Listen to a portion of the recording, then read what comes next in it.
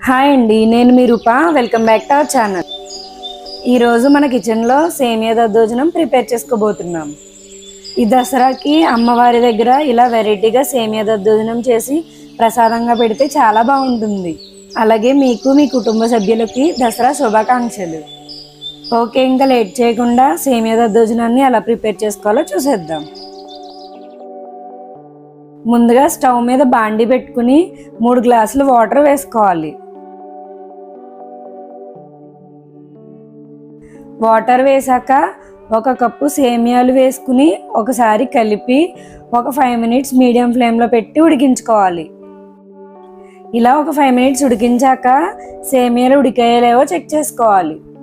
ఇలా చేత్తో నలిపి చూస్తే ముక్కగా అయిందంటే పర్ఫెక్ట్ కన్సిస్టెన్సీ వస్తుంది. చూడండి, సేమియాలు మనకి పర్ఫెక్ట్ గా ఉడికాయి. సేమియాలను మరీ మెత్తగా ఉడికించకూడదు. మెత్తగా ఉడికిస్తే దద్దోజనం కన్సిస్టెన్సీ అనేది మనకి పర్ఫెక్ట్ గా రాదు. ఇలా పర్ఫెక్ట్ గా ఉడికాక స్టవ్ ఆఫ్ చేసి సేమియాలని ఒక స్టైనర్ లో వేసి 2 మినిట్స్ పక్కన పెట్టుకోవాలి.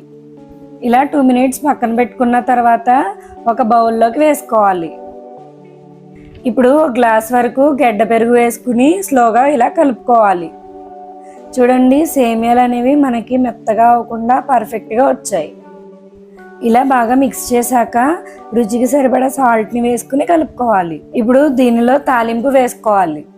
తాలింపు కోసం స్టవ్ మీద బాండి పెట్టుకుని 2 టేబుల్ స్పూన్స్ ఆయిల్ వేసుకోవాలి. ఆయిల్ కొంచెం హీట్ అయిన తర్వాత 2 టీ స్పూన్స్ వరకు పచ్చిశనగపప్పు, అలాగే 1/2 టీ స్పూన్ సాయమినపప్పు వేసి కలుపుకోవాలి. ఇప్పుడు 1/2 టీ స్పూన్ ఆవాలు, 1/2 టీ స్పూన్ జీలకర్ర, సన్నగా తరిగిన కొత్తిమీర, కొంచెం కరివేపాకు వేసి ఫ్రై చేసుకోవాలి. ఇలా ఫ్రై చేశాక సేమియా బ్యాటర్లో వేసి బాగా మిక్స్ అయ్యేలా కలుపుకోవాలి. మా వీడియో కనుక మీకు నచ్చినట్లయితే లైక్ చేయండి. అలాగే మీ ఫ్రెండ్స్ అండ్ ఫ్యామిలీ మెంబర్స్కి కూడా షేర్ చేయండి. ఇలా కలిపాక కొన్ని దానిమ్మ గింజలు వేసి మిక్స్ చేసామంటే ఎంతో టేస్టీగా సేమియా దద్దోజనం రెడీ. చూసారా ఎంత పర్ఫెక్ట్గా వచ్చిందో కదా. మరి మీరు కూడా తప్పకుండా ఇంట్లో ట్రై చేయండి. మీరు ట్రై చేశాక మీకు ఎలా వచ్చిందో మాకు కామెంట్ చేయండి. మన ఛానల్లోకి కొత్తగా వచ్చినట్లయితే సబ్స్క్రైబ్ చేసుకోవడం మర్చిపోకండి. ఇలాంటి మోర్ వీడియోస్ మన ఛానల్లో వస్తాయి.